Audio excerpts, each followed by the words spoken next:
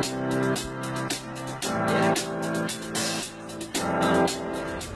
guys, good morning. This is Milo Imson of A Global and you're watching Daily Aim. Be updated, be mentored, be the best. Right now, ito ngayon sa Valenzuela City and we'll be conducting a presentation.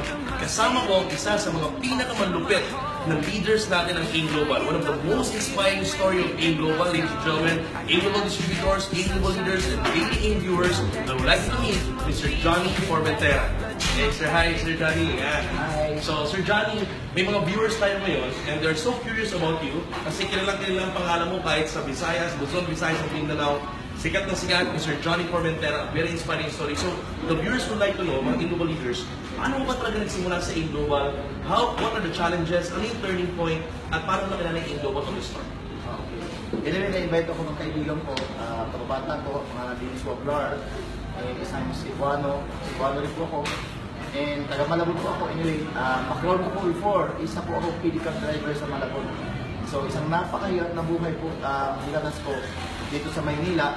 And na-invite po ako ng kaibigan ko in global office, pero hindi sinabi sa akin na networking or business. So, pinuntahan ko lang doon. That time, 2006, pero hindi po ako naniwala sa umpisa. Then, nireject ko po siya. 2007, doon po ako sumali sa global ating trabaho, inaral. So, guys, ang isa sa pinaka-mahirap na part sa akin na dinanas ko is yung nireject ako at diniscourage ako ng mahal ko sa buhay. Like, mama ko, asawa ko, and lahat ng kapatid ko. As in, nireject po ako, diniscourage po ako, na wag ko gawin yung global. Kasi mas mabuti para hanap na ako matinong trabaho kaysa mag-global ako. Buti na lang, matigas po yung ulo ko. Yan.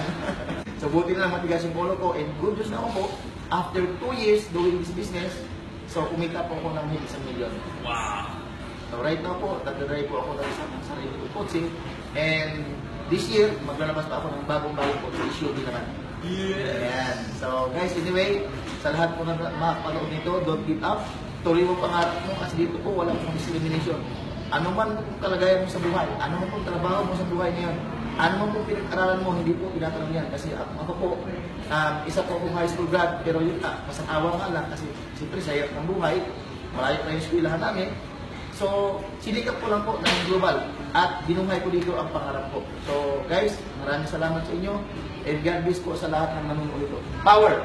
Yes! You see it? Hear it straight from Mr. Johnny Formentera saying no discrimination. Na sino ka man na itong video na to, you can do in global as long as matimala ka lang, pag-aralan mo, you can be successful. Kung kinaya nila, I believe na ikaw nanonood ngayon, kaya-kaya mo. God bless you. Subscribe your group in Daily M for free online content.